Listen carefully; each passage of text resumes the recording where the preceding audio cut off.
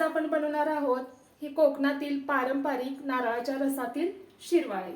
तर हे शिरवाळे बनवण्यासाठी 2.5 कप तांदळाचे पीठ मी चाळून घेतलेलं आहे। गॅसवरती भांड्यामध्ये 2.5 कप पाणी, चवीनुसार मीठ, 1 चमचा तूप टाकून पाणी उकळून हे तांदळाच्या पिठामध्ये टाकून घेऊन ह्याला व्यवस्थित असं थंड करून घेऊन आवश्यकतेनुसार पाणी टाकून व्यवस्थित मळून घेतलेलं आहे।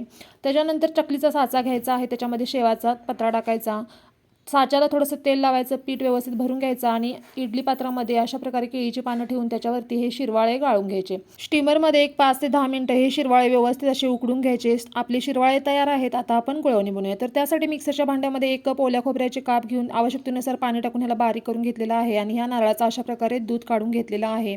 त्याच्यानंतर गॅसवरती भांडं ठेवायचं, 1 कप पाणी आणि 1 कप गूळ घालून व्यवस्थित गूळ पाण्यामध्ये वितळून घ्यायचा। त्याच्यानंतर नारळाच्या दुधामध्ये हे गुळाचं पाणी गाळून घ्यायचं, त्याच्यामध्ये अर्धा चमचा वेलची पावडर टाकायची आणि काय आपलं गुळवणे आणि शिरवाळे तयार आहे। नक्की ट्राय करा आणि रेसिपी आवडली असेल तर चॅनलला सबस्क्राईब करा।